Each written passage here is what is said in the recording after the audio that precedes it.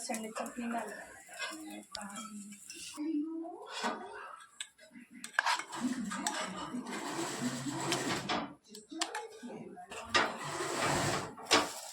તો હર હર મારે જય અંબે જય માતાજી। તો ઘણા ટાઈમ પછી આપણે એક શોર્ટ વિડીયો અત્યારે બનાવી રહ્યા છીએ ફાઇનલી। જો કે અમારા ઘરમાં બની રહ્યા છે ઢોસા। તો ચાલો લાઈવ ઢોસા તમને હું બતાવી દઉં કે કઈ રીતે બને છે। જો આ છે આપણે માવો અને અત્યારે બની રહ્યા છે ઢોસા। તો ફાઇનલી જો કે આ ડીશ આપણે તૈયાર થઈ ગઈ છે અત્યારે। ખીરું તો તમે ક્યાંથી લાવ્યો છો? આ તો બહારથી પલાળ્યું હશે ને? પલાળી છે, બહારથી લાવેલું નથી। ઘરે બનાવ્યું છે ખીરું। અડદની દાળ, ચોખા, સરસ મજાનું ખીરું બનાવ્યું છે। ફર્સ્ટ ક્લાસ ઢોસા હવે તૈયાર થઈ ગયા છે।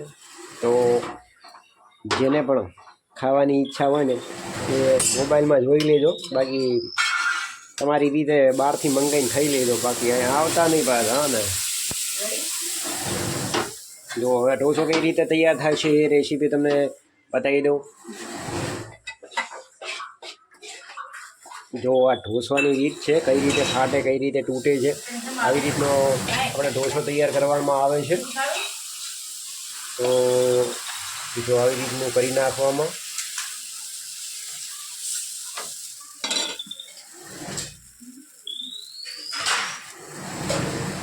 લસણની ચટણી રહી ગઈ। તો ફાઇનલી જો કે લસણની ચટણી રહી ગઈ છે, તો એ તમને અમે નથી બતાવતા, કારણ કે બનાવી નથી એટલે નહીં બતાવો। અત્યારે જુઓ આ ઢોસો અને આપણે આવી રીતનું તૈયાર કરવામાં બરાબર। અને હા, ટોપરાની ચટણી છે, સરસ મજાની ચટણી છે। જો કે ઢોસા અને દાળની તમને હું બતાવું છું। જો આ ધીમા ગેસ ઉપર અત્યારે ઢોસો આપણો તૈયાર થાય છે અને સરસ મજાનો ઢોસો છે।